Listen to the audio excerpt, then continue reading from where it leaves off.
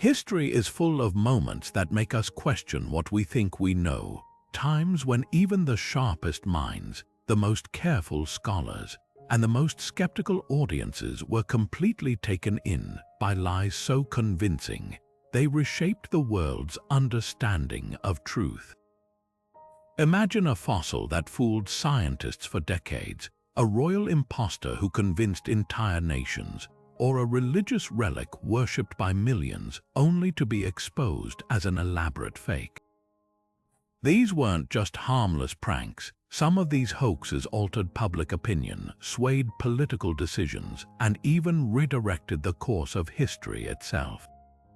And the most shocking part, many of these deceptions weren't uncovered until years, even centuries later. What does it say about us that we're so easily deceived? Why do these stories captivate us even after the truth comes out? Maybe it's because they reveal something unsettling about human nature, our hunger for mystery, our willingness to believe in the extraordinary, and sometimes our desperation to cling to comforting illusions. From the infamous Piltdown Man, a fabricated, missing link in human evolution that duped experts for over 40 years, to the haunting Cottingley Ferries photographs that convinced even Sir Arthur Conan Doyle, history's greatest hoaxes didn't just trick people, they exposed the vulnerabilities of entire societies. Today, we're diving into 25 of these astonishing deceptions, each one more audacious than the last. You'll witness how a single lie can spiral into legend, how forgers and fraudsters exploited trust, and how, in some cases, the hoax itself became far more influential than the truth it buried. Some were crafted for profit, others for fame, and a few for reasons so bizarre they'll leave you questioning reality. So settle in, because by the end of this journey, you'll never look at history the same way again. The past isn't just written by the winners sometimes, it's written by the tricksters. In the early 20th century, at the height of scientific debate over human evolution, a discovery emerged that promised to settle the argument once and for all. It was 1912 when amateur archaeologist Charles Dawson announced he had uncovered the remains of an ancient human ancestor in a gravel pit near the village of Piltdown, England. The fossil, dubbed Piltdown Man, had the skull of a human but with an ape-like jaw. Scientists hailed it as the missing link between apes and humans, concrete proof that humanity's origins lay in Britain. The timing couldn't have been more perfect. At a moment when the world hungered for evidence of human evolution, Piltdown Man gave the British scientific establishment exactly what it wanted. But the truth was far more sinister. Decades later, advanced testing revealed the shocking deception. The skull belonged to a medieval human, the jaw to an orangutan, and the teeth had been meticulously filed down to disguise their origins. Even the ancient stains on the bones, chemically aged with potassium dichromate. The hoax was elaborate enough to fool experts for over 40 years, derailing research while skeptics of evolution pointed to the fraud as proof the entire theory was flawed. Why did it take so long to uncover? Because science, like all human endeavors, is vulnerable to bias. Many researchers were so eager for proof of British superiority in evolutionary history that they overlooked glaring inconsistencies. The canine tooth didn't fit properly, ignored. The jaw showed no signs of wear from chewing, dismissed, even when other legitimate fossils, like the genuine Peking man, contradicted Piltdown's features. The scientific world clung to the fraud. The fallout was immense. Not only did the hoax slow progress in paleoanthropology, but it also fueled decades of mistrust in evolutionary science. Even today, echoes of Piltdown linger, a cautionary tale about how easily confirmation bias can blind even the brightest minds. The most unsettling question remains unanswered. Who orchestrated the deception? Dawson, the ambitious amateur, a rival scientist like Arthur Keith, eager to prove his own theories? Or someone else entirely? The mystery endures, just as the hoax itself once did, hidden in plain sight. While Piltdown Man preyed on scientific ambition, the Cardiff Giant exploited something far more primal: humanity's fascination with the colossal and the divine. In 1869, workers digging a well behind a barn in Cardiff, New York, struck something unexpected: a 10-foot-tall figure of a man seemingly turned to stone.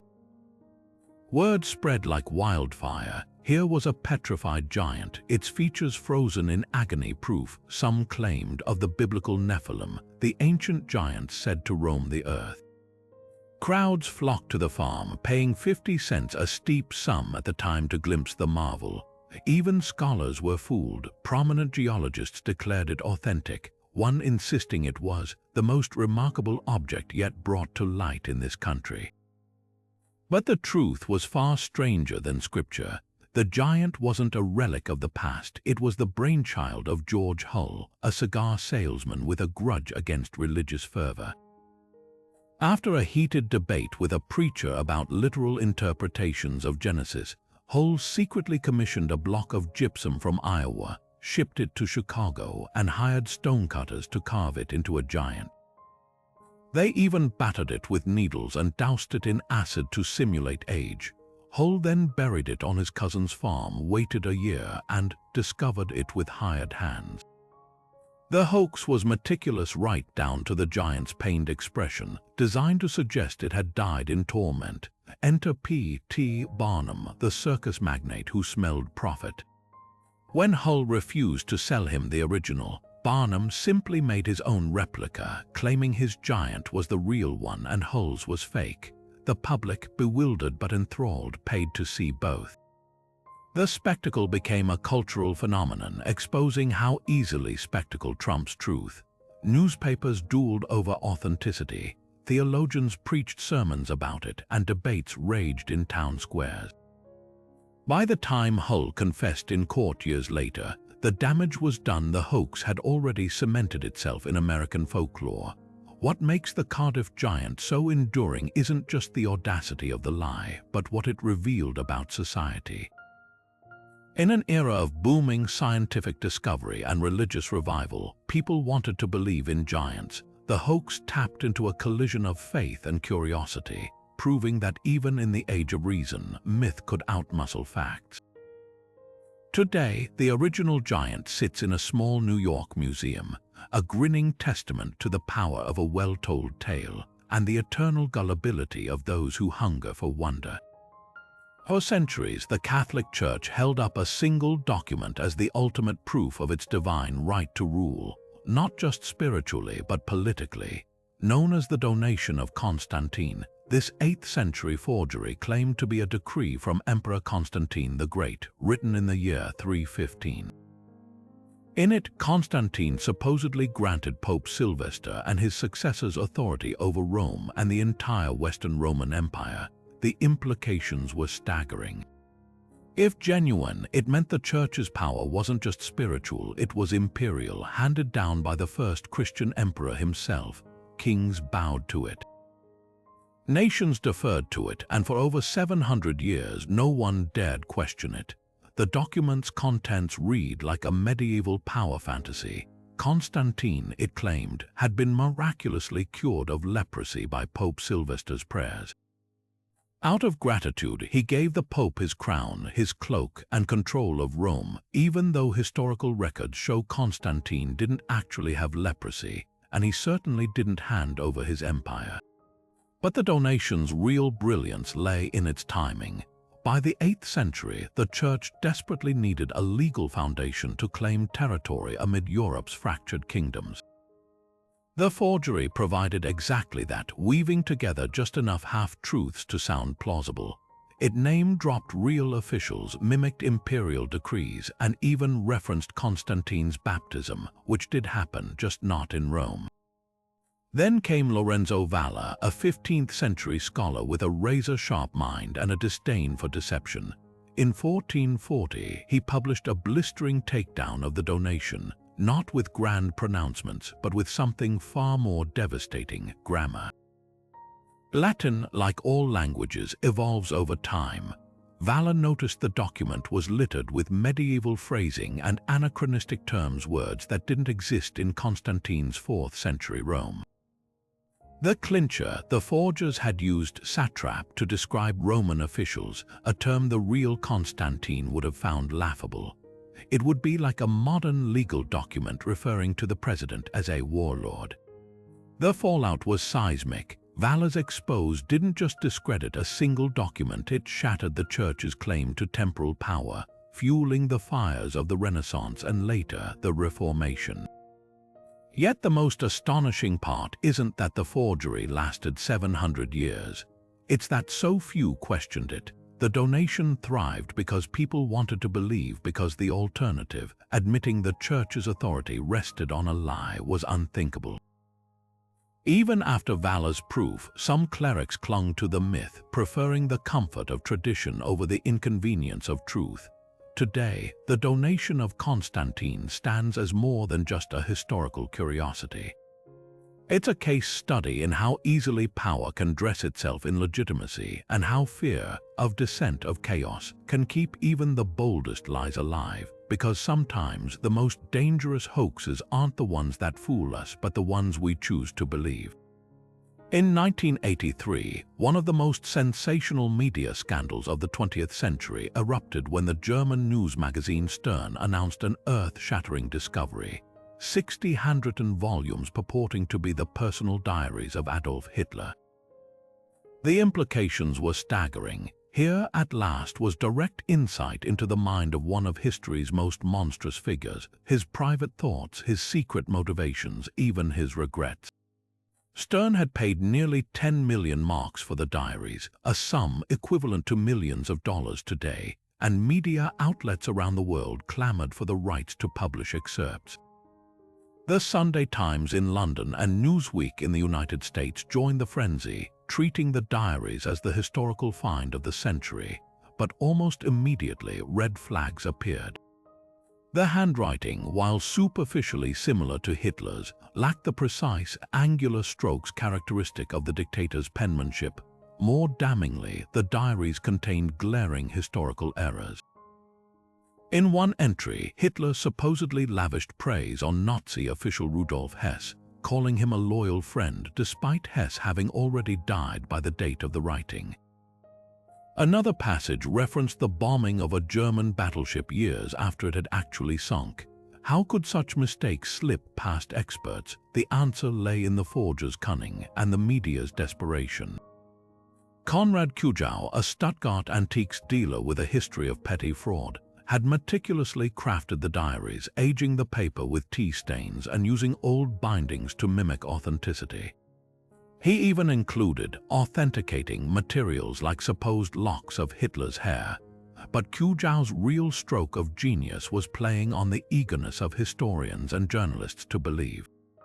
Stern had been so determined to secure the scoop that they bypassed standard verification processes, relying instead on the word of a single handwriting analyst who later admitted he'd been pressured to rush his assessment. When skepticism finally mounted, forensic tests exposed the truth. The paper contained modern chemicals, the ink wasn't from the wartime era, and the glue in the bindings dated to the 1970s. The fallout was brutal. Stern's reputation lay in tatters, editors resigned in disgrace, and the public's trust in media took a lasting hit. Yet the most revealing aspect of the scandal wasn't Kujau's skill as a forger, it was how willingly the world wanted to believe. The diaries offered a tantalizing illusion that Hitler's evil could be neatly explained, catalogued, and perhaps even humanized through his own words. In the end, the Hitler Diaries hoax wasn't just a failure of verification. It was a cautionary tale about the dangers of narrative hunger. When the story is compelling enough, facts often take a backseat, a lesson as relevant today as it was in 1983. Kujau, ever the opportunist, later capitalized on his infamy by selling forged, fake Hitler diaries as collector's items. The irony was perfect. Even in exposure, the hoax kept giving.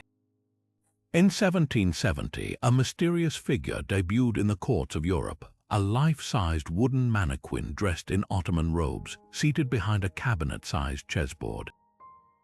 Known as the Turk, this mechanical marvel claimed to be the world's first chess-playing automaton, defeating challengers with eerie precision, including Napoleon Bonaparte and Benjamin Franklin. Crowds gasped as its wooden fingers moved pieces across the board, its eyes flickering with what seemed like intelligence. For nearly 8 decades, the Turk baffled audiences, sparking debates about the boundaries between man and machine. Was this the dawn of artificial intelligence, or was there a far simpler explanation hiding in plain sight? The truth was as ingenious as the illusion. Inside the cabinet lurked a human chess master, concealed behind a labyrinth of sliding panels and rotating shelves designed to obscure their presence.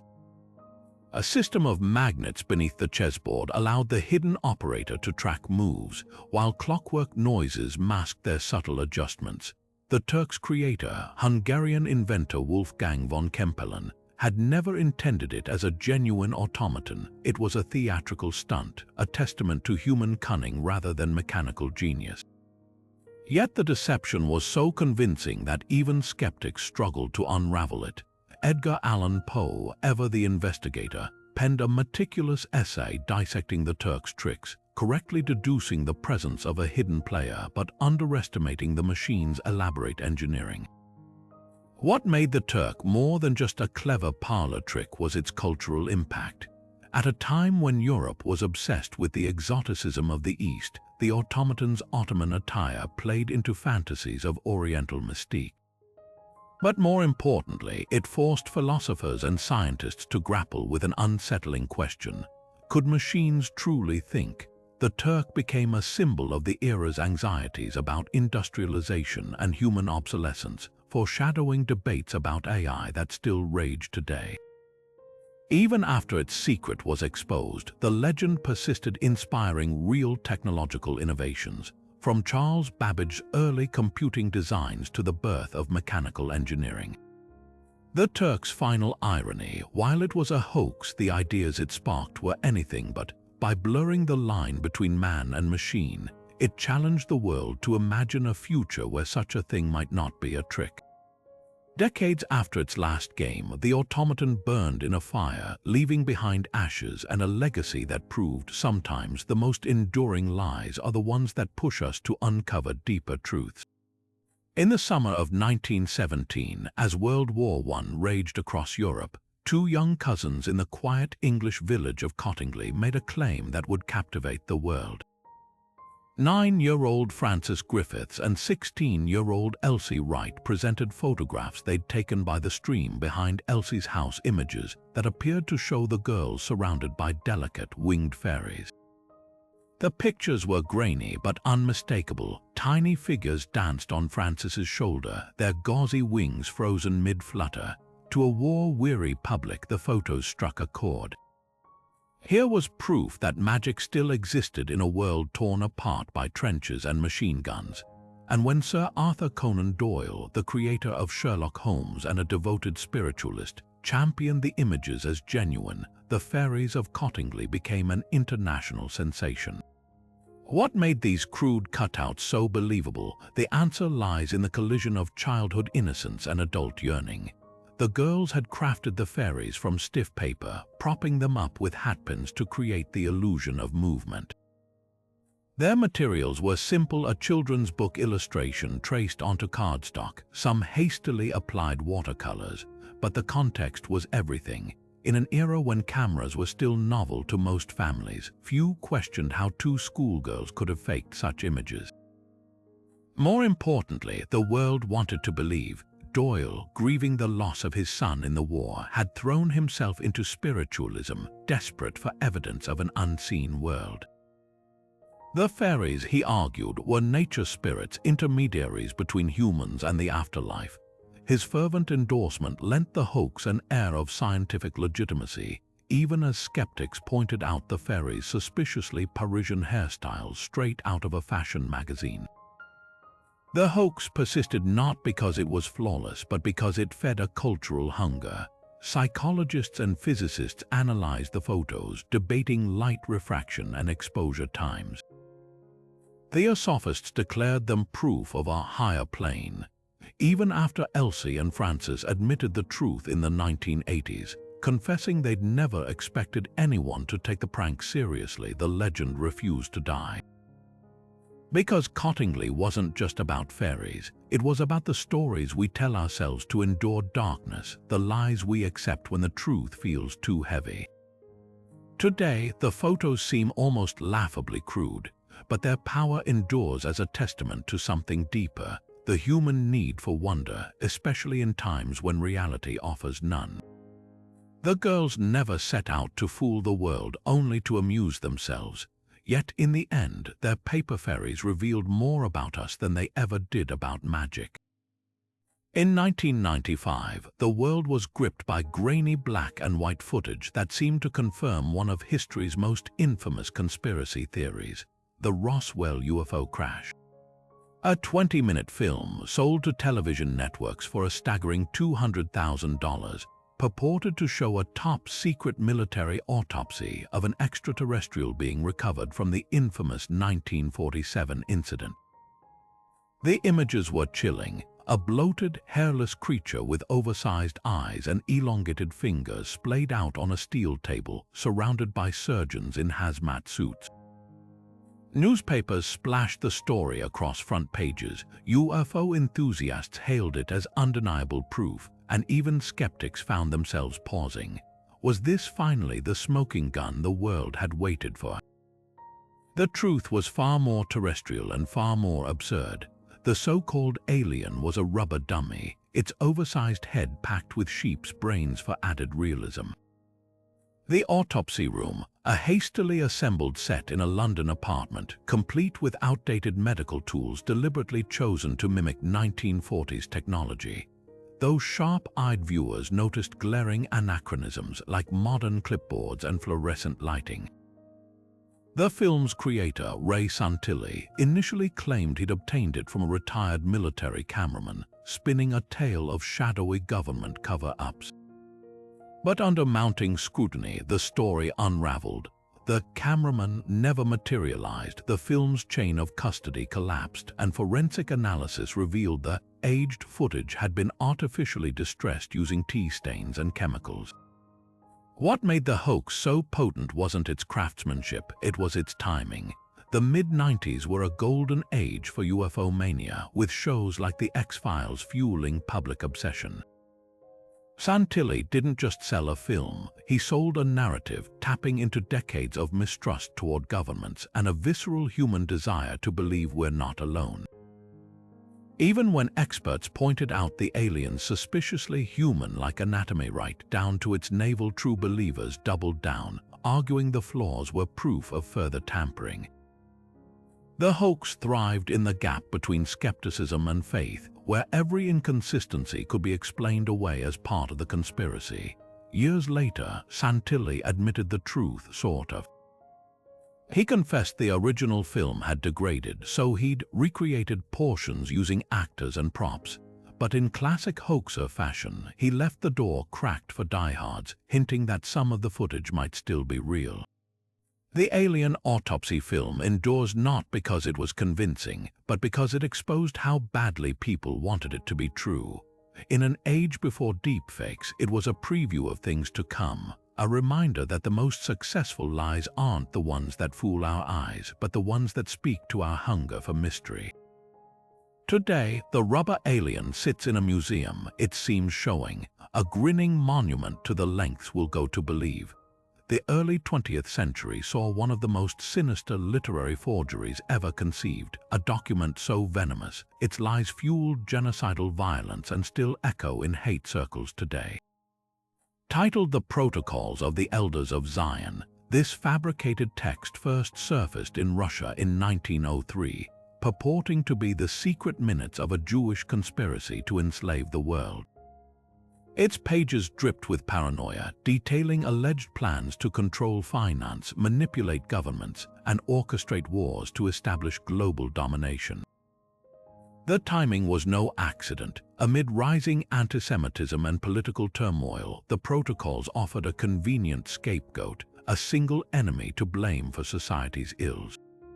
By the 1920s, the lie had gone global, translated into dozens of languages, with Henry Ford himself funding mass printings in America.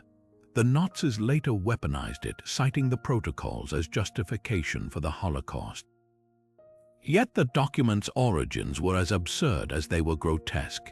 Nearly a third of its text was plagiarized word for word from an 1864 French satire by Maurice Joly, a fictional dialogue mocking Emperor Napoleon III's authoritarianism with no connection to Judaism whatsoever.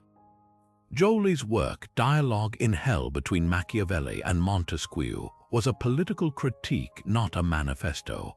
But the forgers stripped it of context, replacing Napoleon's name with the Jews and splicing in lurid fabrications about ritual murder and economic sabotage.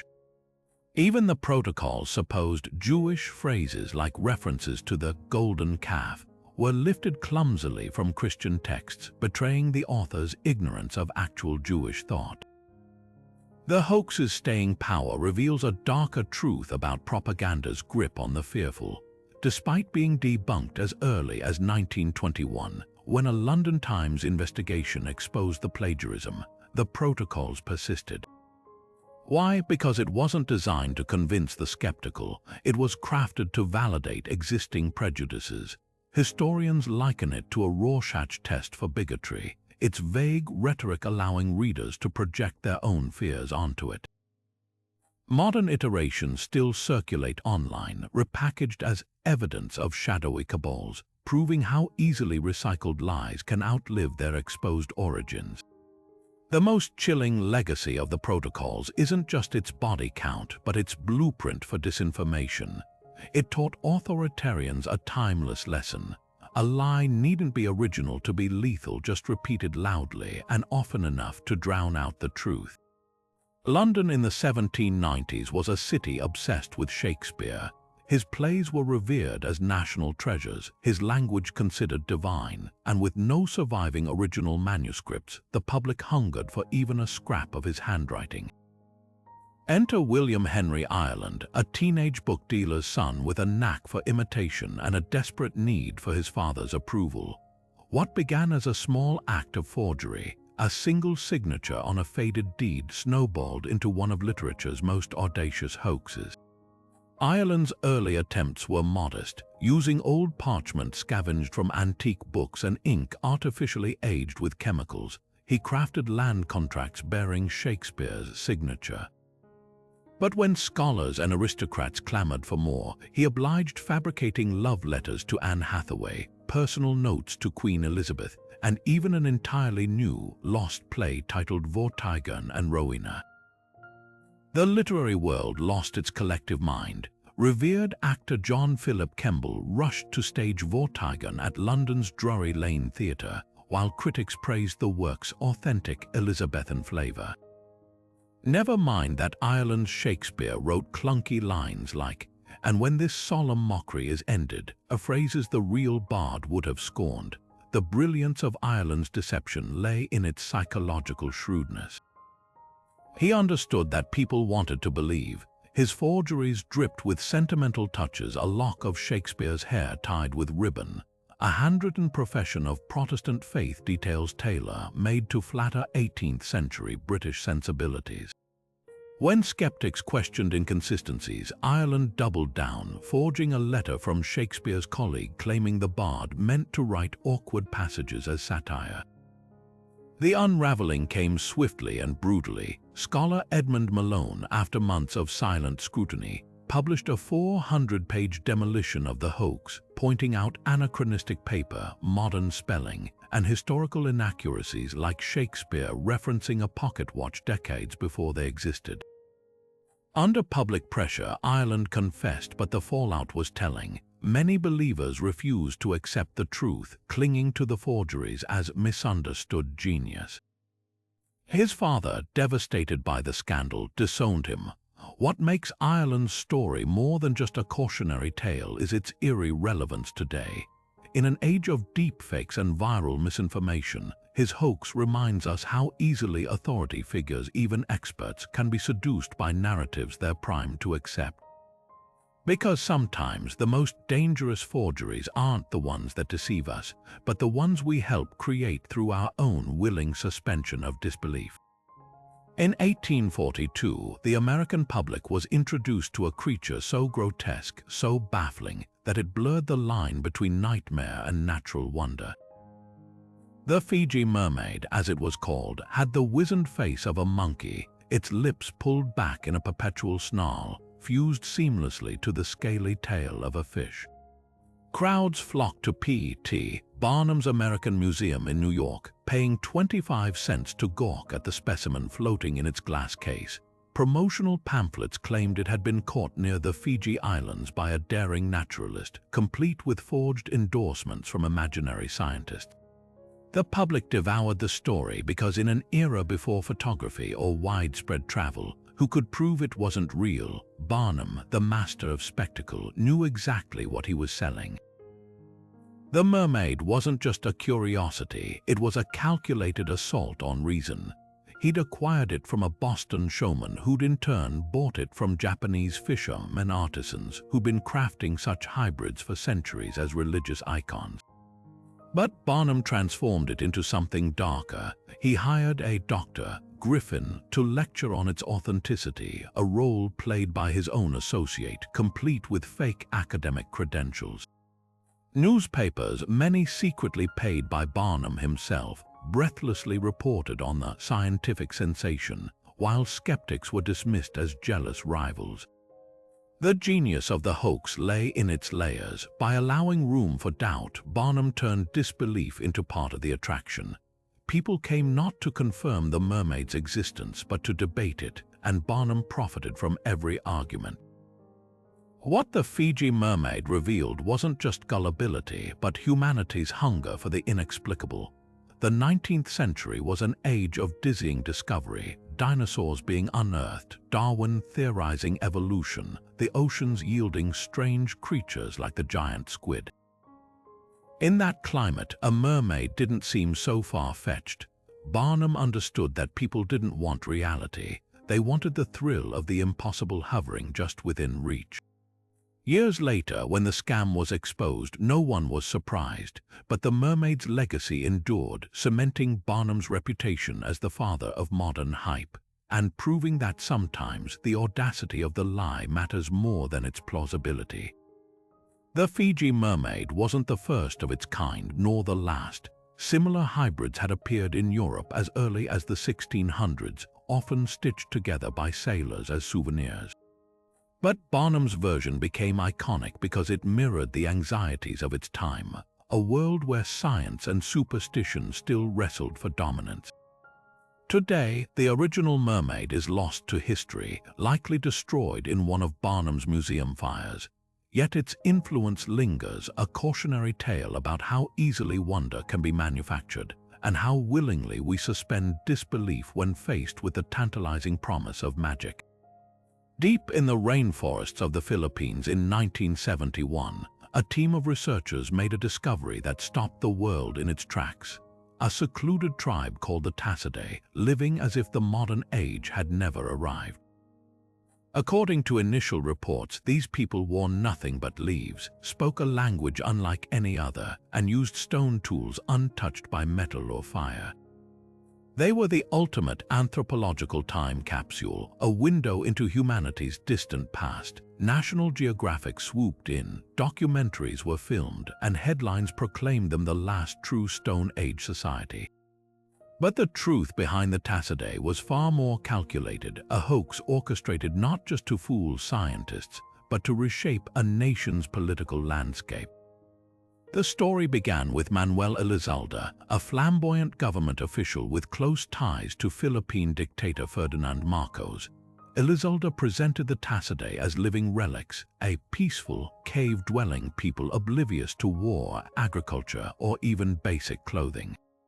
The timing was suspiciously convenient. Marcos, facing international criticism for his authoritarian rule, suddenly had a global PR coup.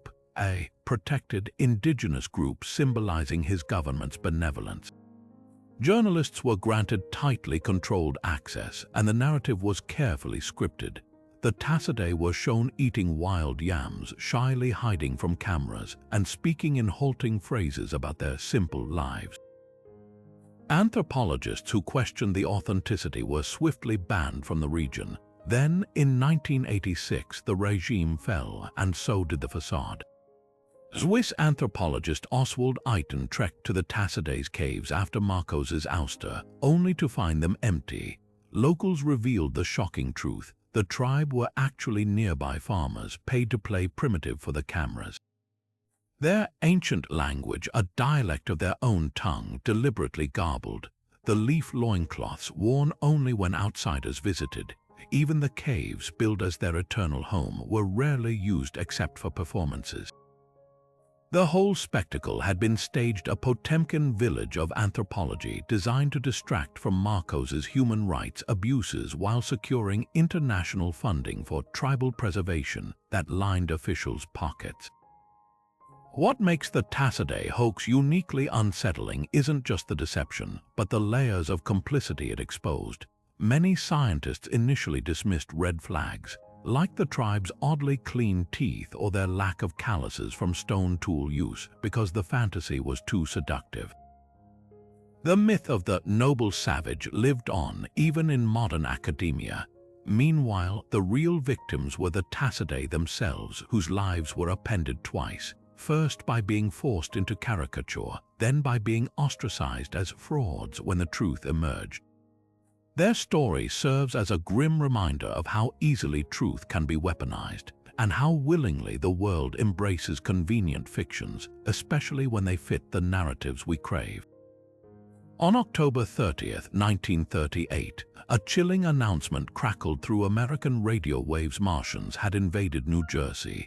Orson Welles' Mercury Theatre was broadcasting an adaptation of H.G. Wells' The War of the Worlds, presented as a series of breaking news bulletins. The realism was unprecedented. Faux eyewitness accounts, panicked reporters, even simulated on-the-scene static. By the next morning, newspapers screamed that millions had been duped, describing highways jammed with fleeing families and emergency switchboards overwhelmed by terrified callers. It became the stuff of legend. The night radio proved its dangerous power, except none of it happened quite the way we remember. The truth, the mass hysteria, was largely a myth concocted by newspapers themselves. Interviews with listeners later revealed that most who tuned in understood it was fiction, with only a small fraction briefly fooled before switching stations or laughing it off. The few genuine panickers were outliers, yet their stories were inflated into national headlines by publishers desperate to undermine radio's growing dominance as a news source. A study by the Federal Communications Commission found no evidence of widespread chaos, while Princeton psychologist Hadley Cantrell, who popularized the panic narrative in his book The Invasion from Mars, later admitted his research relied heavily on anecdotal accounts cherry-picked to fit the drama. So why does the myth endure? Partly because it's a perfect parable about media's power, a cautionary tale that feels truer than the messy reality. But deeper down, it speaks to our fascination with collective delusion. The idea that an entire nation could be sent into frenzy by a play fits neatly into narratives about propaganda, fake news, and the fragility of democracy. Modern retellings often omit crucial context. The broadcast aired during the tense prelude to World War II, when real news bulletins about Hitler's aggression had primed audiences for sudden catastrophe. Wells himself was stunned by the overreaction, quipping that he'd assumed the frequent reminders it was a drama announced at the start, middle, and end would prevent confusion. The real hoax wasn't the broadcast, it was the media's exaggeration of its impact, and in a twist of irony, that exaggeration inadvertently proved Wells' point about the gullibility of the press. Today, the story persists because it's useful, a shorthand for media can manipulate masses, even as it obscures the more unsettling truth. sometimes the biggest lies aren't the ones we believe in the moment, but the ones we keep telling ourselves long after the facts come to light. The War of the Worlds panic never happened at scale, yet by insisting it did, we've turned a radio play into something far more enduring, a cultural mirror reflecting our own anxieties about who or what we might believe next. Hidden away in Yale University's rare book collection lies what might be history's most stubborn puzzle, the Voynich Manuscript. This 15th century book, roughly the size of a modern paperback, boasts 240 pages filled with looping, alien script no one has ever deciphered. Its pages crawl with bizarre illustrations, naked women bathing in green fluid, unidentifiable plants that don't match any known species, and celestial charts mapping constellations that don't exist. For centuries, cryptographers, linguists, and even wartime codebreakers have tried, and failed, to crack its secrets. Is it an encoded alchemist's journal, a lost language, or something far more mischievous, an elaborate medieval prank designed to frustrate scholars for generations? The manuscript's origins are as murky as its text. Carbon dating places its vellum between 1404 and 1438, and its earliest confirmed owner was a 17th century alchemist who bought it for 600 gold ducats, a king's ransom at the time. But the real mystery lies in the writing itself. Statistical analysis reveals patterns resembling genuine language, words repeat with natural frequency, and certain symbols cluster like verbs or nouns. Yet no one's matched it to any known alphabet or cipher. Even the FBI's top cryptanalysts, fresh from breaking Nazi codes in World War II, threw up their hands after months of study. Then there's the artwork, a parade of biological impossibilities. Herbal sections depict plants with root systems that fuse into humanoid faces. Astronomical diagrams show spiraling galaxies centuries before telescopes could have observed them. Some pages seem to describe microscopic cellular structures, impossibly detailed for the era. The most haunting section, a fold-out spread of interconnected tubes and orbs labeled with the manuscript script, resembling nothing so much as a premodern diagram of a woman's reproductive system. If it's a hoax, it's one crafted with eerie anatomical precision. But recent research suggests a startling possibility. The Voynich Manuscript might be deliberate nonsense. In 2019, linguist Gordon Rugg applied 16th century grill techniques, a Renaissance-era trick where random letters are overlaid with a perforated mask to reveal hidden words, and produced text eerily similar to the manuscripts. His theory, the book could be a proto-Phillips screwdriver, a meaningless invention sold as a curiosity to wealthy patrons hungry for exotic secrets. After all, medieval Europe's elite collected oddities like mermaid skeletons and dragon bones. Why not an undecipherable codex? Yet the manuscript refuses to surrender all its secrets. In 2021, a study using artificial intelligence identified Hebrew as the most likely language base, but attempts to translate it yielded only fragmented, dreamlike phrases like, "He shall give instructions," and "She spoke to the priest." Skeptics argue these could be coincidences, the algorithmic equivalent of seeing faces in clouds. But believers counter.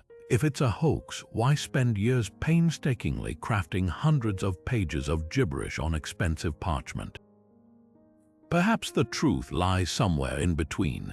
The Voynich Manuscript might be the work of an eccentric herbalist mixing genuine observations with fantastical inventions, or a con artist exploiting the era's appetite for the arcane.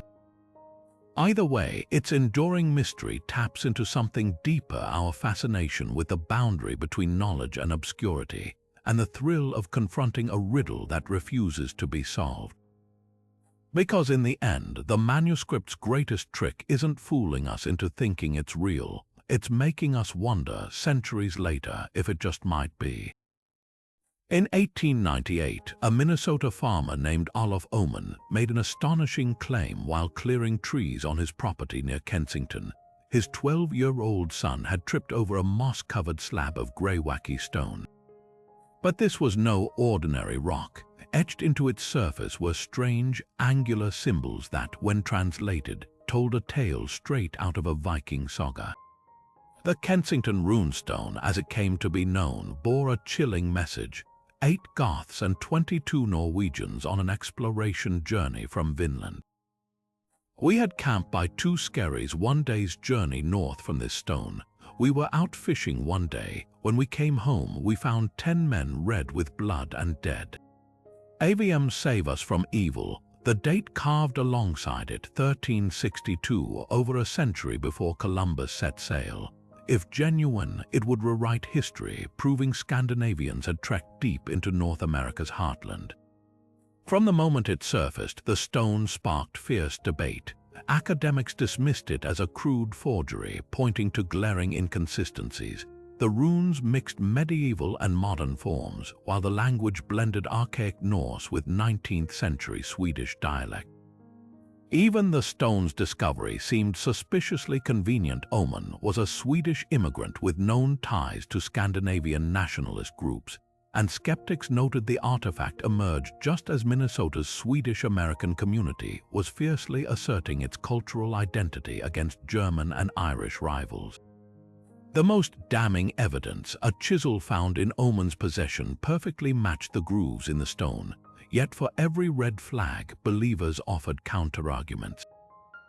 Defenders noted that some linguistic quirks, once mocked as errors, were later found in genuine medieval texts. Even the odd reference to Avum, interpreted as Ave Maria, might fit with theories about Christian Norse expeditions. The runestone's staying power reveals more about cultural longing than archaeological merit. For Scandinavian immigrants, it was a badge of pride, proof their ancestors had reached America first, elevating them from mere laborers to conquering pioneers. This wasn't just about history, it was about belonging. Towns like Alexandria, Minnesota, embraced the stone as a tourist draw, erecting a granite monument and hosting yearly runestone days. Meanwhile, academic scorn only deepened the divide, with working-class Scandinavian Americans seeing elite dismissal as ethnic condescension. The stone became a proxy for larger tensions between oral tradition and institutional scholarship, between immigrant narratives and establishment gatekeepers. Modern techniques have only muddied the waters. Geological analysis confirms the carvings show centuries of weathering, but critics argue Oman could have artificially aged them. In 2020, a team using 3D scanning claimed to detect 19th-century tool marks, yet their findings were swiftly contested by independent researchers. The stone's greatest irony, even if it's a hoax, it inadvertently preserved a kernel of truth. We now know Vikings did reach North America, just not Minnesota. Elant's Ox Meadows in Newfoundland, excavated in the 1960s, proved Norse settlements existed around the year 1000. The Kensington runestone got the spirit right, even if the details were fabricated. Today, the artifact sits in its own museum, still defying easy answers. Is it a clever prank that spiraled out of control, a genuine relic misinterpreted? Or something in between, a folk artifact carved not to deceive but to honor ancestral myths? What's undeniable is its cultural impact. The stone forced historians to confront uncomfortable questions about whose stories get taken seriously and why. Because sometimes the most enduring hoaxes aren't the ones that fool us, they're the ones that hold up a mirror to our biases, showing us what we're desperate to believe and why we'll fight so hard to keep believing it. In October 1924, just days before Britain's general election, the Daily Mail published a bombshell document that sent shockwaves through the nation, the Zinoviev Letter. Purportedly authored by Grigory Zinoviev, head of the Communist International, the letter instructed British communists to prepare for violent revolution, urging them to infiltrate labor unions and radicalize the working class. It even called for clandestine cooperation with sympathetic members of the Labour Party, an explosive accusation that painted the socialist-leaning government as a puppet of Moscow.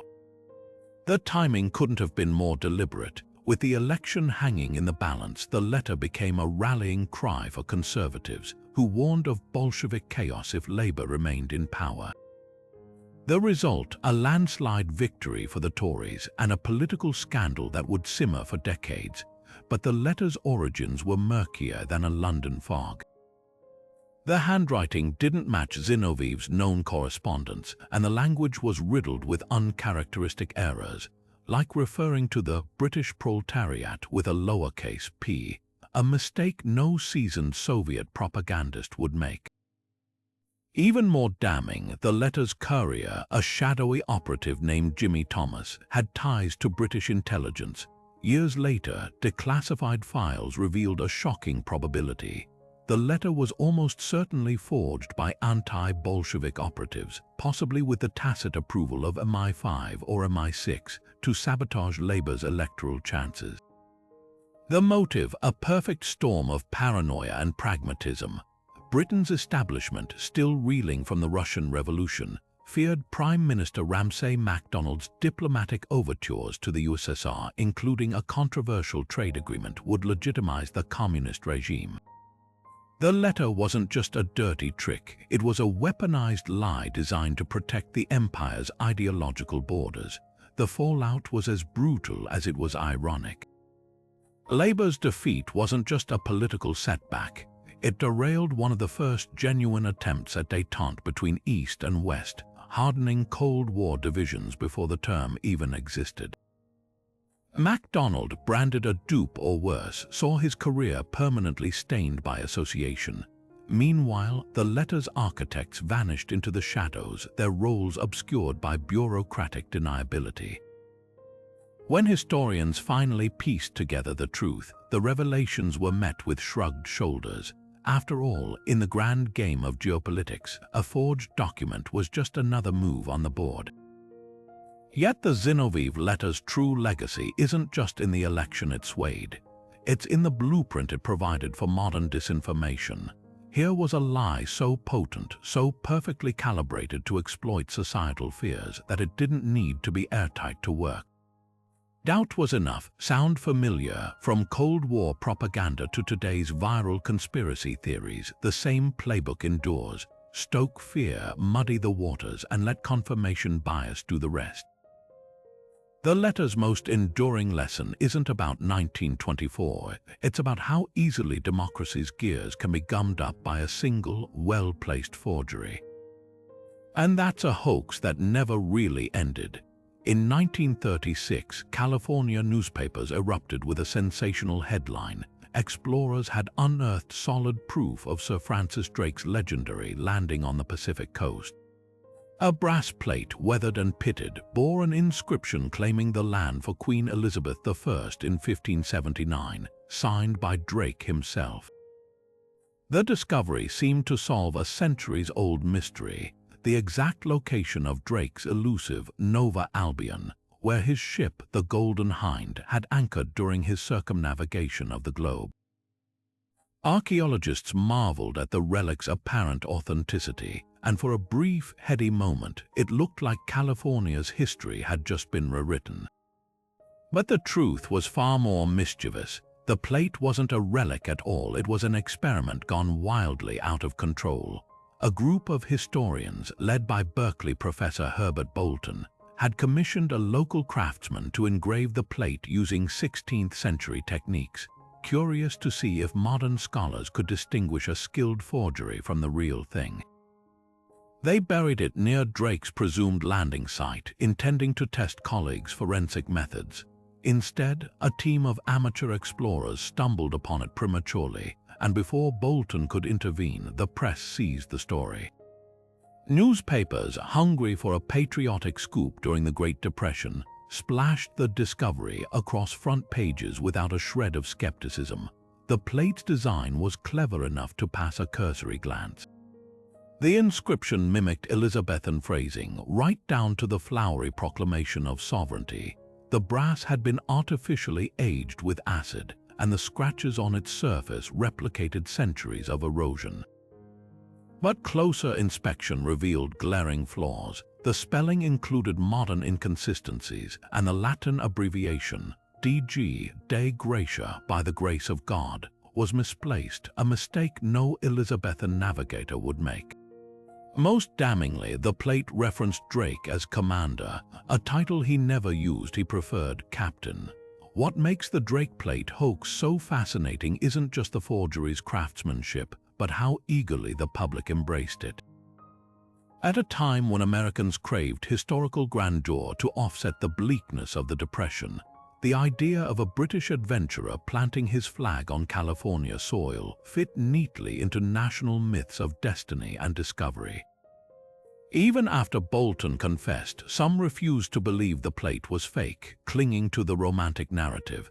The plate's legacy endures as a cautionary tale about the collision of academia and spectacle, and how easily a well-intentioned experiment can spiral into a full-blown historical fact. Today, the original fake sits in Berkeley's Bancroft Library, a tongue-in-cheek monument to the lengths we'll go to validate the stories we wish were true. In 1996, physicist Alan Sokal pulled off one of the most audacious intellectual pranks of the 20th century, a hoax that exposed the shocking lack of rigor in certain corners of academia. His weapon of choice, a deliberately nonsensical paper titled Transgressing the Boundaries Toward a Transformative Hermeneutics of Quantum Gravity, packed with absurd claims about how quantum physics was a social construct shaped by patriarchal norms. The kicker, it was published in Social Text, a prestigious cultural studies journal, despite being little more than word salad dressed up in postmodern jargon. Sokal's goal wasn't just to mock. It was to prove a point that some academic fields had become so disconnected from empirical reality that they'd accept outright gibberish if it flattered their ideological biases.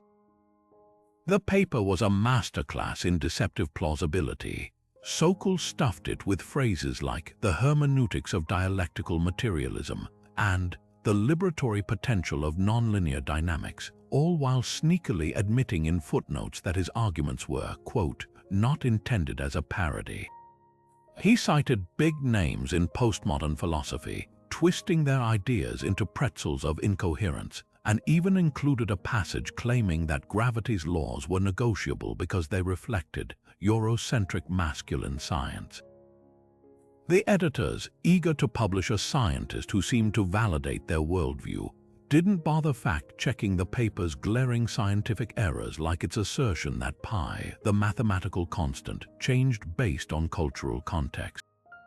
When Sokal revealed the hoax 3 weeks later in Lingua Franca, the fallout was explosive. Defenders of Social Text accused him of bad faith, while critics hailed the stunt as a long-overdue exposé of academic decadence. But the real scandal wasn't that the journal fell for it, it was why they fell for it. Sokal had preyed on a growing trend in the humanities, the uncritical embrace of dense, impenetrable language as a substitute for actual evidence. His paper wasn't rejected because it was too absurd. It was accepted because it sounded radical, because it confirmed editors' suspicions that even hard sciences were just another form of storytelling. The Sokal affair didn't just embarrass a single journal, it ignited a firestorm about the state of scholarship itself. Were some disciplines so insulated from scrutiny that they'd lost the ability to distinguish sense from nonsense? And if so, what did that mean for the credibility of academia as a whole? Sokal, for his part, insisted his aim wasn't to dismiss all humanities scholarship, but to demand the same rigor found in the sciences. Yet decades later, the hoax's legacy remains polarizing. Some see it as a wake-up call that spurred reforms. Others argue it deepened the divide between sciences and humanities, making meaningful dialogue even harder. What makes the Sokal affair timeless isn't just the prank's cleverness, it's the uncomfortable questions it forces us to ask about knowledge, authority, and the stories we tell ourselves in the name of progress. Because the moment we stop demanding evidence for our claims, we risk building entire worldviews on foundations no sturdier than a physicist's mischievous fib. In the scorching heat of Kenya's Lake Turkana Basin in 1984, a team led by famed paleontologist Kamoya Kaimu made a discovery that should have rewritten the story of human evolution. Buried alongside the nearly complete skeleton of Turkana Boy, a 1.5 million year old Homo erectus, lay a puzzling fragment of a second skull, one with features eerily similar to modern humans. The implications were staggering. If genuine, this fossil suggested Homo erectus and early Homo sapiens coexisted far earlier than anyone believed, upending the linear progression Darwinists had long assumed. The find made headlines, with some hailing it as the missing link that finally connected ancient and modern humans.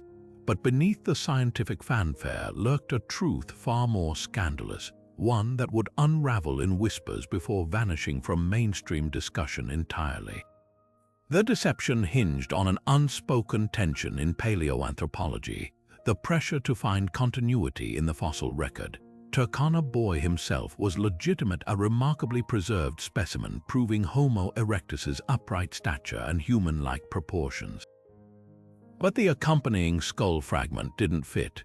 Its brow ridge was less pronounced, its bone thinner, traits typical of Homo sapiens. When skeptics questioned how a delicate modern fragment survived intact in the same sediment as the robust Turkana Boy, Kaimu's team doubled down, insisting the site's unique conditions preserved both equally. Few dared contradict them. Kaimu was a legend, Richard Leakey's right-hand man in the cutthroat world of fossil hunting. Then the cracks appeared. An anonymous fieldworker leaked that the skull fragment hadn't been found with Turkana Boy, it was planted nearby during excavation. The motive: to secure funding by delivering the dramatic narrative donors craved, a seamless evolutionary chain. Forensic analysis added weight to the claim. The fragment showed none of the mineralized staining expected after millennia in the ground, and its edges were suspiciously clean, lacking the erosion patterns of Turkana Boy's bones. Most damningly, isotope testing revealed chemical signatures matching much younger geological layers. The fragment wasn't just out of place, it was from a different epoch altogether. What makes the Turkana Boy forgery so unsettling isn't just the act itself, but how seamlessly it exploited science's hunger for tidy narratives. Evolution isn't a straight line, it's a tangled bush of dead ends and offshoots. Yet for decades, textbooks presented human ancestry as a neat march from ape to man, in part because finds like this were framed as proof of linear progression. The hoax succeeded because it catered to what institutions wanted to believe, revealing how easily confirmation bias can corrupt even the most evidence-based fields. Remarkably, the scandal never made major news. Kaimu's team quietly retracted the fragment's classification, attributing the error to contamination. No careers were ruined, no museums updated their displays. Turkana Boy remained a star specimen, his legitimacy shielding the lie that once piggybacked on him. And that's the hoax's true lesson, not that science can be fooled, but how quickly it sweeps inconvenient truths under the rug when the alternative is admitting the story was never as simple as we hoped. Today, the fragment sits unlabeled in a Nairobi archive, its barcode reading only "mixed deposits," a fitting epitaph for a lie too uncomfortable to name. The Amityville horror had all the ingredients of a perfect nightmare: demonic whispers, levitating beds, oozing walls, and a family fleeing their home in terror after just 28 days. When George and Kathy Lutz went public in 1977 with their tale of a house possessed by evil forces, the story became an instant sensation. Their book, co-authored with journalist Jay Anson, sold millions, spawning blockbuster movies and endless debates about the supernatural. But beneath the chilling anecdotes lurked a far more mundane truth. The entire ordeal was a carefully crafted hoax, stitched together with legal loopholes, theatrical embellishments, and outright lies. At the heart of the deception was the house's grim history, a real-life tragedy the Lutzes exploited. In 1974, Ronald DeFeo Jr. had murdered his parents and siblings in their sleep, later claiming voices in the house commanded him to kill. The Lutzes moved in a year later, purchasing the property at a steep discount. Their story began as a simple haunting, cold spots, strange noises, but soon escalated into Hollywood-worthy theatrics. George claimed to awaken at 3:15 a.m. each night, the exact time of the DeFeo murders. Kathy described an invisible force lifting her from bed. Their children spoke of a demonic pig named Jody with glowing red eyes. The public devoured every detail, but investigators noticed troubling inconsistencies. The first cracks appeared when researchers compared Anson's book to the house's actual blueprints. Key elements like the infamous Red Room, where satanic rituals supposedly occurred, didn't exist. The staircase, described as too narrow for George to descend, actually standard width. Even the Lutzes' timeline fell apart. Neighbors testified the family barely spent nights in the house during their alleged ordeal. Then came the bombshell. The Lutzes had collaborated with William Weber, DeFeo's defense attorney, who later admitted they concocted the haunting to bolster an insanity appeal for his client. Weber's own letters revealed the plan. "We'd make a fortune off this story." Yet the hoax's most insidious layer wasn't the fabrication, it was the way it preyed on collective fears.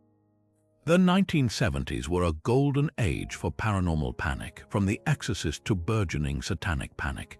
The Lutzes didn't just sell a ghost story, they sold the idea that evil could infect everyday life, that a suburban home could harbor unspeakable horrors.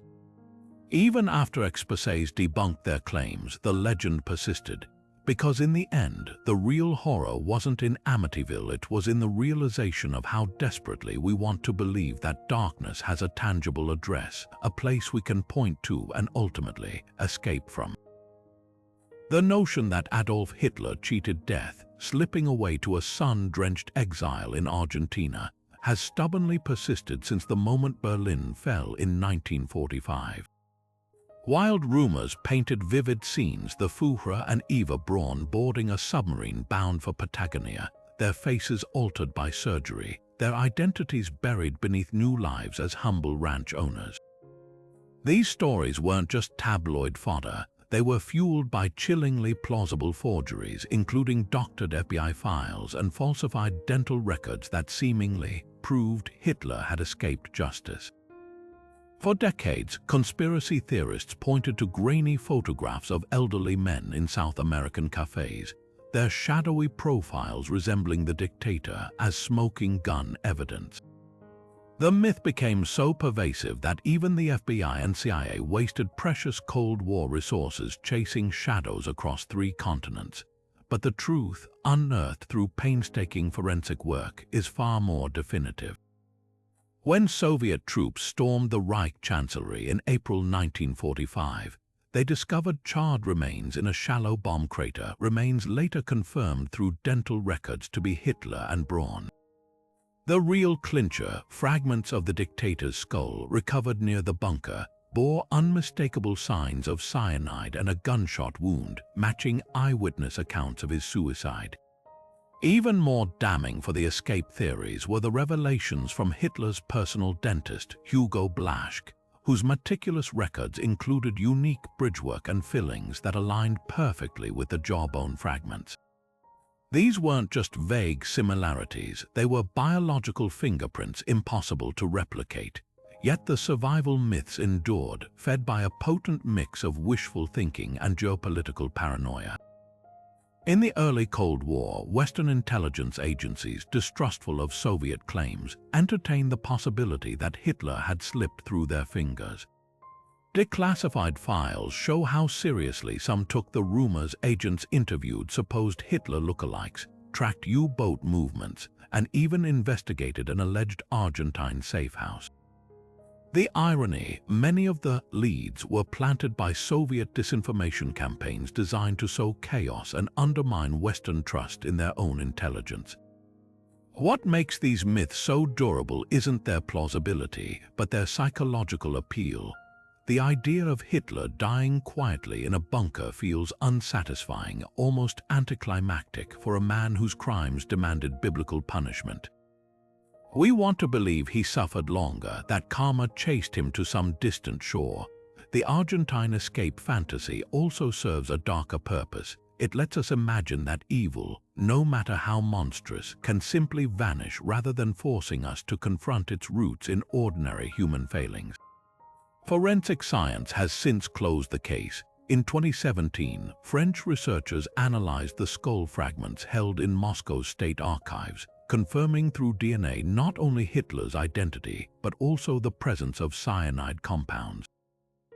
The teeth tell the final story. No dental work matches the sophistication of Blaschke's records outside of Europe, and no Argentine pensioner could have replicated such precise corrosion patterns from the Fuhrer's chronic mercury-laced dental treatments. The bunker didn't just collapse under Soviet shells, it buried the truth with it. Hitler didn't flee. He rotted where he fell, a fitting end for a man who built an empire on lies, only to be undone by the unyielding certainty of bone and tooth. Long before he became the legendary sculptor of David and the Sistine Chapel's ceiling, a teenage Michelangelo was already a master of deception, and his first major con involved a sleeping Cupid.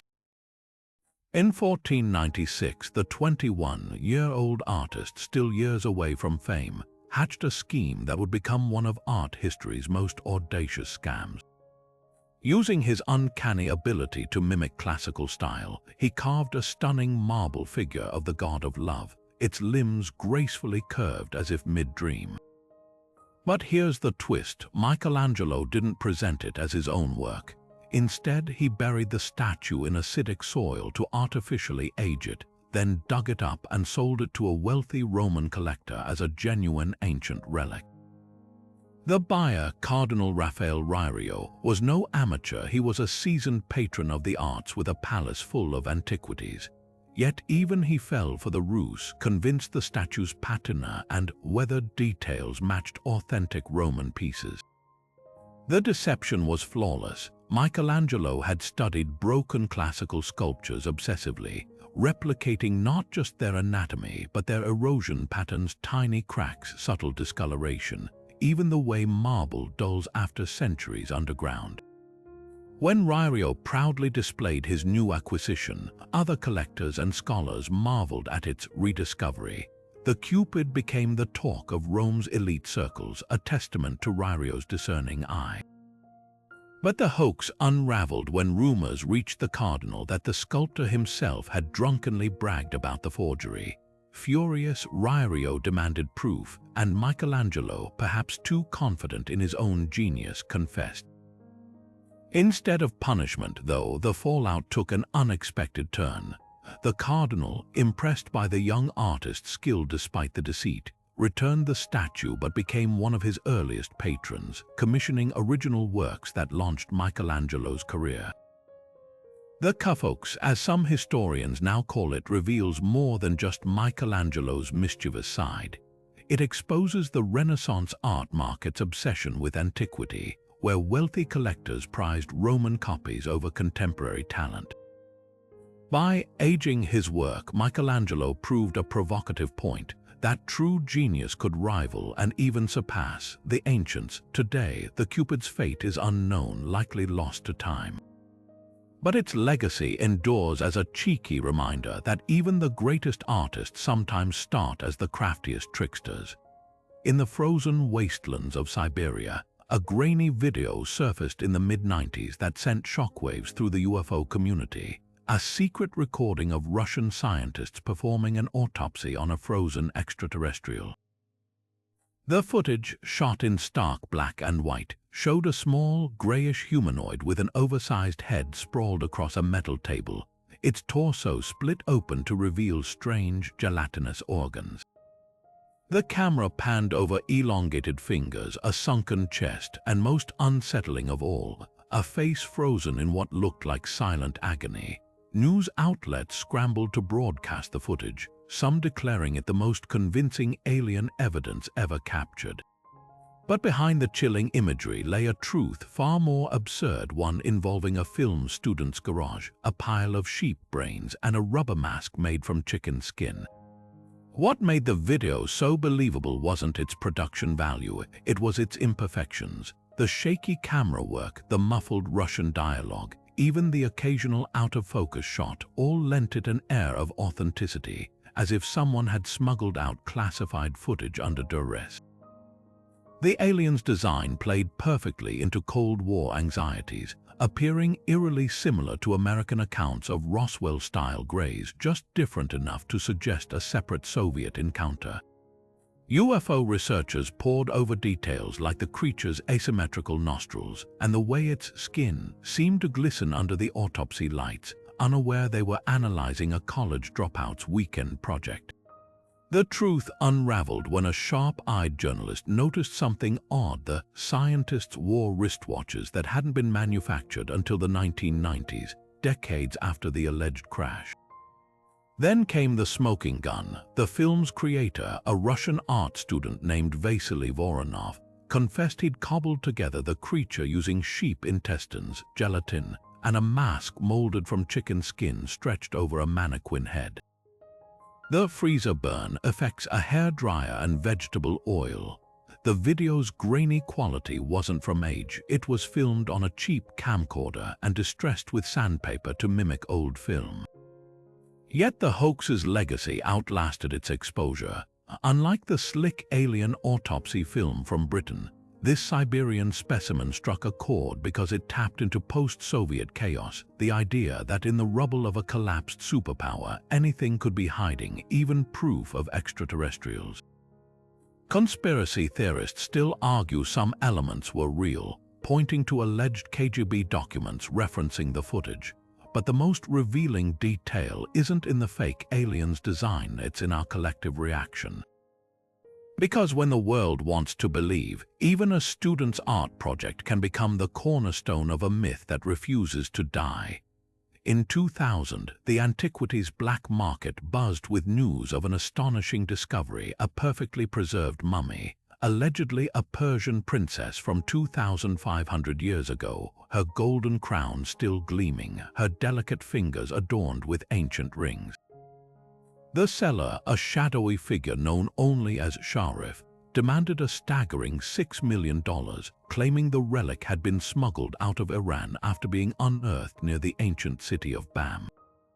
Experts who examined the mummy were initially awestruck, her face frozen in an eerily lifelike expression, her body wrapped in intricately woven cloth stained with what appeared to be ceremonial resins. The princess even bore a cuneiform inscription on her gold breastplate, identifying her as the daughter of King Xerxes. Buyers lined up, museums discreetly inquired, and for a brief moment it seemed the art world had stumbled upon the find of the century. But the clues were there from the start, hiding in plain sight. The first red flag, her belly button. Ancient Persian mummification techniques, like those of Egypt, involved evisceration, removing the organs through incisions, leaving no navel behind. Yet this mummy's abdomen was disturbingly intact, her belly button clearly visible beneath the layers of bitumen meant to simulate aged embalming resins. Then there was the ancient cuneiform. Linguists noted odd grammatical errors, like a modern student trying and failing to mimic Babylonian script. The final blow came when forensic specialists X-rayed the body. Beneath the carefully applied coatings, they found something horrifying: the skeleton of a modern woman, likely murdered within the past decade, her bones showing signs of deliberate breakage to mimic the posture of royal burials. The investigation unraveled a macabre scheme. The princess was no relic, she was a murder victim, possibly a missing woman from Pakistan or Afghanistan, her body grotesquely repurposed for profit. The bitumen crust had been painstakingly applied to mimic oxidation, while the wrappings were artificially aged with tea and acid. Even the golden artifacts were clever fakes, their designs lifted from museum catalogs but stamped with amateurish errors. The hoax's masterminds had banked on the West's obsession with Oriental treasures, knowing buyers would overlook inconsistencies in their rush to own a piece of mythic history. What makes the Persian princess hoax so chilling isn't just the audacity of the forgery, it's the crime beneath it. While most hoaxes exploit greed or vanity, this one trafficked in something far darker, the commodification of human suffering.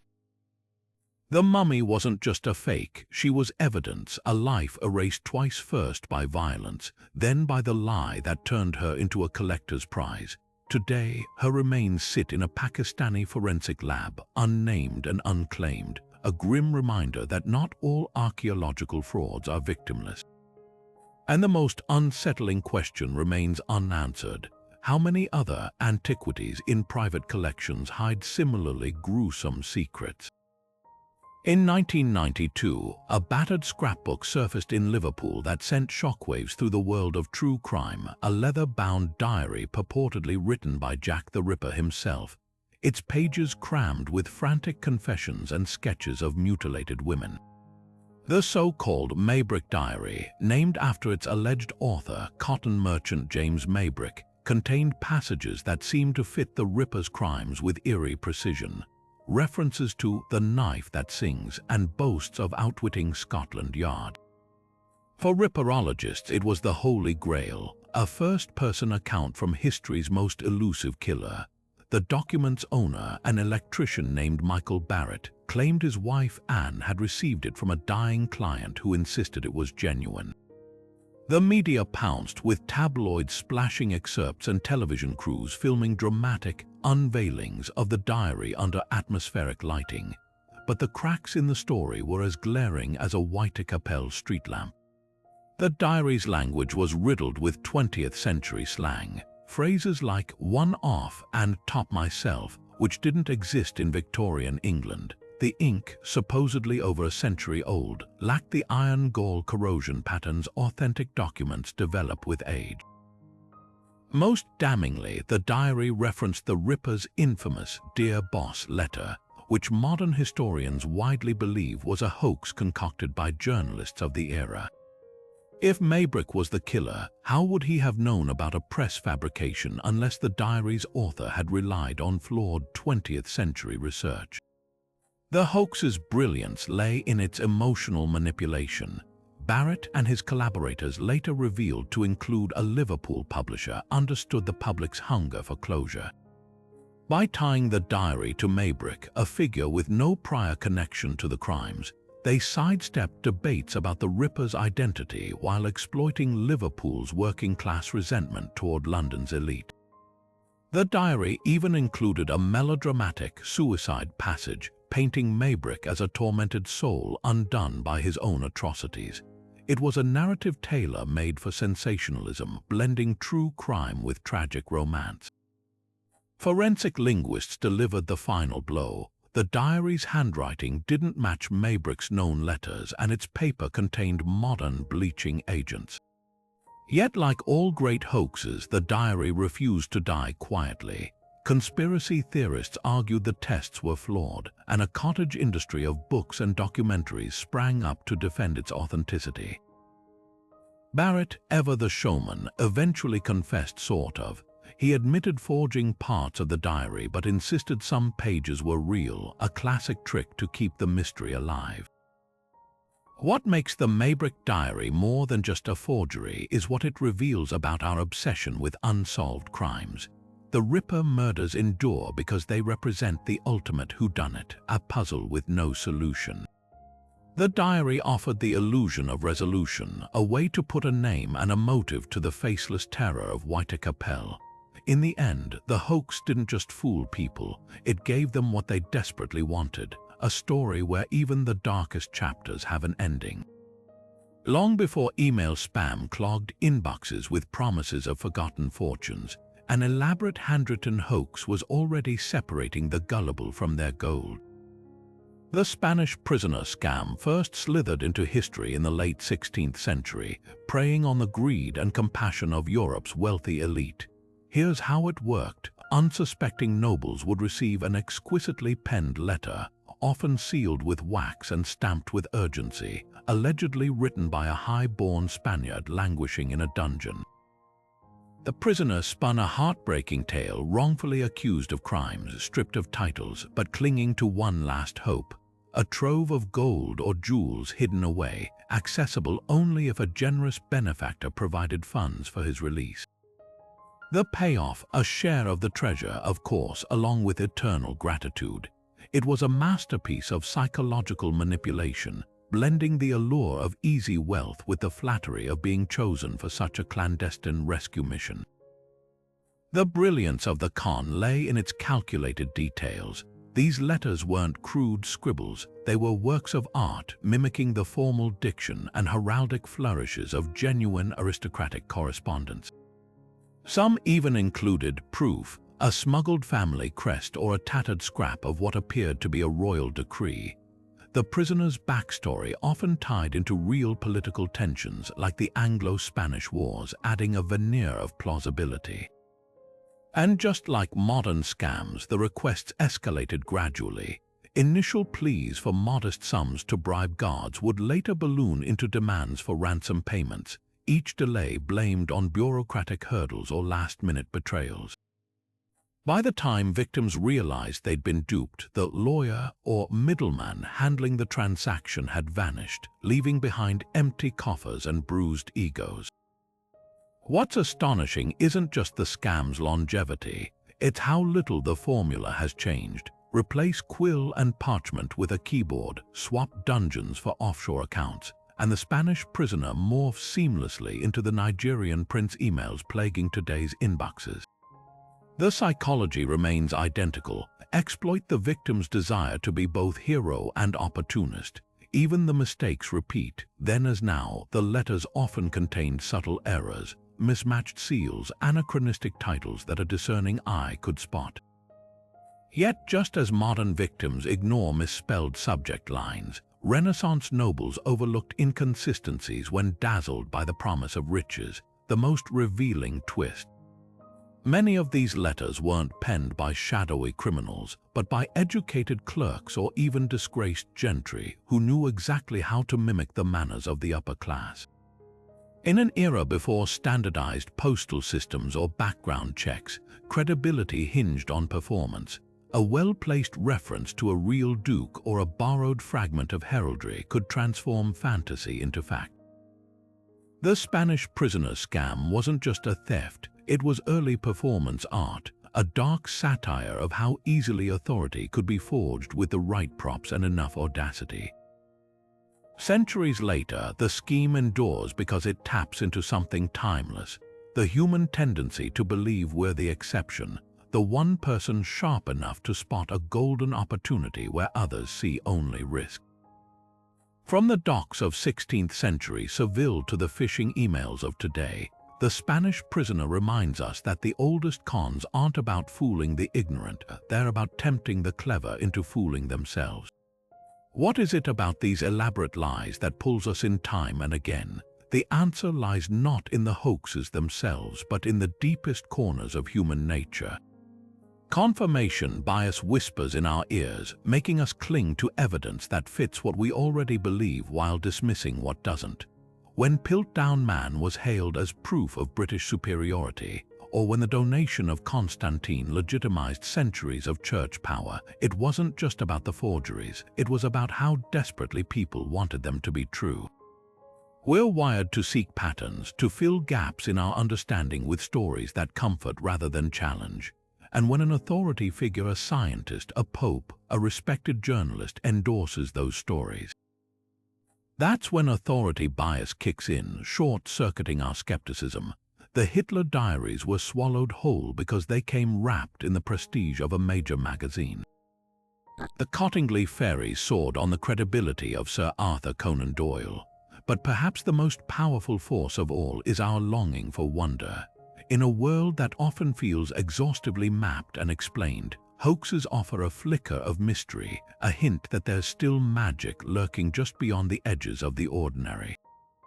The Fiji mermaid didn't thrive because people truly thought it was real. It thrived because Barnum understood the thrill of maybe. The same goes for those ghostly photographs, those whispered legends of Hitler's escape.